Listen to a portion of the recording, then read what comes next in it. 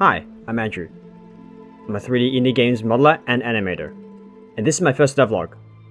But this video will be about my first big failure. Before we start, I've got to go back about 5 years ago. During COVID times, I took a game design course for uni. Was that the best decision? Probably not. However, I love video games, and the course helped me find my absolute passion for developing for them. In 2022, for my final project, I made Soul Seeker, a 3D platformer Souls-like game in which you, as the Little Reaper, travel across the Limbo Realm and defeat rotted souls that plague the afterlife. Although the game has massively changed over the years, the team has gone from 6 to now just myself. I had once truly believed in the success of Soul Seeker, but now I think Soul Seeker has no chance to ever be complete. So I want to share the journey and development of Soul Seeker with you.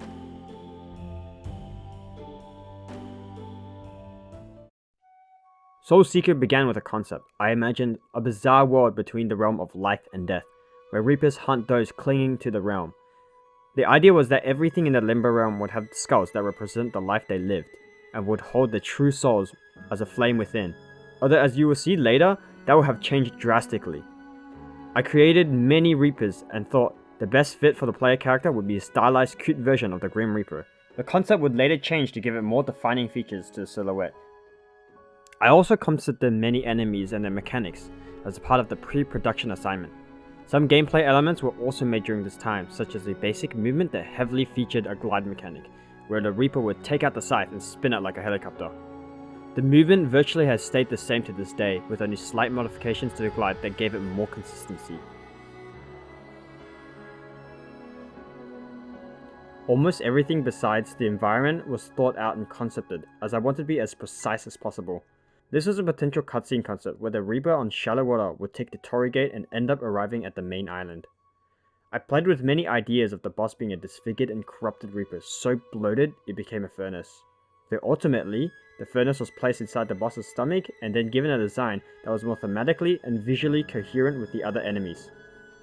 A concepted moveset that was chaotic to fight was given to him, with attacks that required the player to both jump over and use the dodge to duck under. And here's some more concepts such as UI design and potential abilities that didn't make it into the game.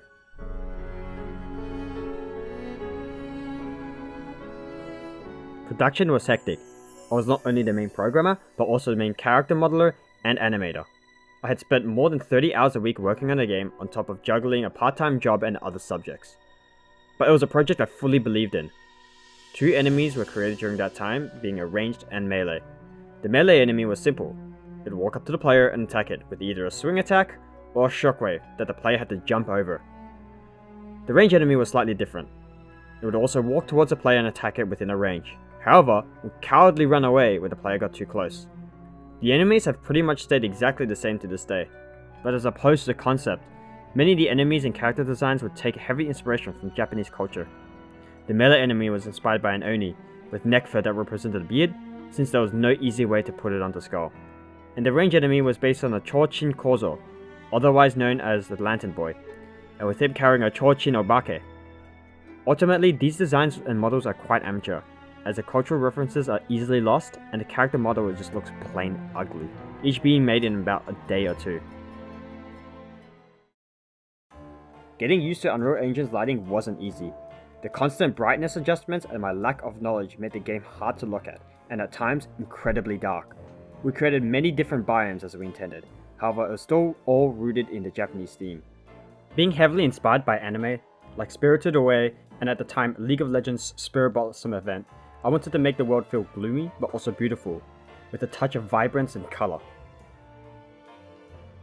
Each island had a theme to diversify the areas. The first area was full of strange plants, with blue grass and trees, to make the world feel alien and ethereal, along with several set pieces to also make the world feel bizarre and as if time was overlapping itself.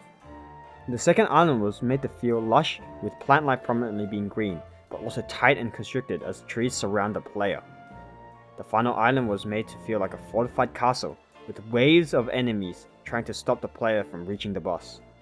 The castle, which was just a very big house, would be on the highest point, imitating those old-era Japanese castles.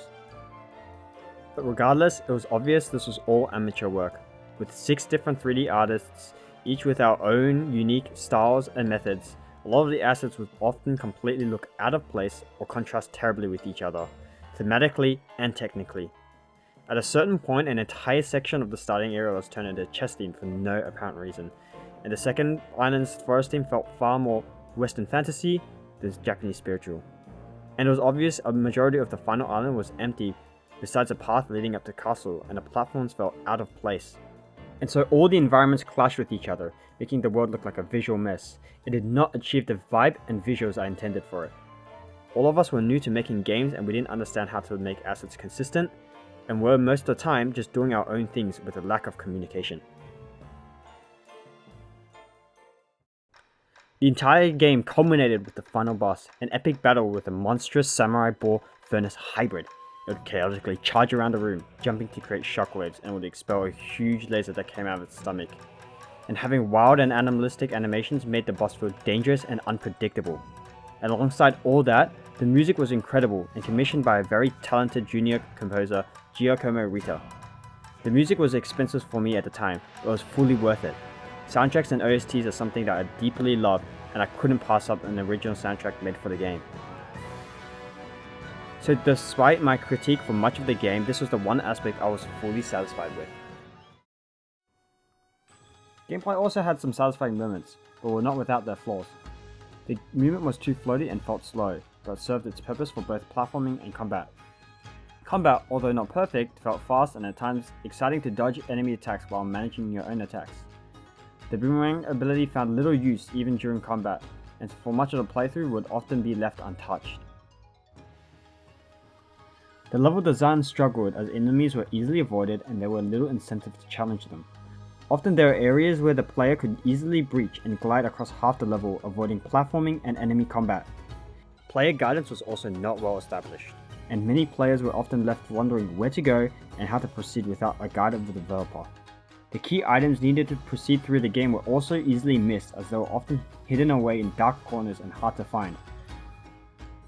But it didn't matter regardless, as there was a bug in the game in which the key item would eventually collide with the world and collect itself.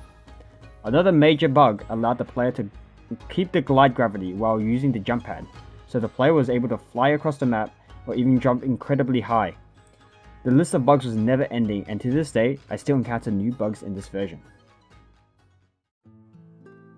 After presenting the final project, I was faced with the realization that the game had not performed as well as I hoped. Leading up to the final presentation, our university had invited some industry professionals to give our project some feedback, and I was hoping to wow them and hear great things. Everything I had done was leading up to this, and in my mind, there was no way of failure. In my ego, I thought Soulseeker had incredible world building and revolutionary gameplay, but the game was not good. Most of the issues mentioned were only realized because they had mentioned it, and I was living in dev ego, which my game was far superior compared to the other projects presented. However, the other projects received praise, while Soulseeker only disappointment. Dejected, I finished my final year of uni unsatisfied that I could not present a product I was proud of. The team parted ways and Soulseeker was finished. However, several months later, my lecturer contacted me and asked to put Soulseeker on display for an open day. Seeing the chance, I and two of my friends from the team returned to Soulseeker with the intention to give Soulseeker a second life and fix up everything that plagued the project. It may have been a failure at the start, but it was only just beginning. Right now, Soulseeker is available to play for free on itch.io. I'll put a link in the description if you'd like to give it a go.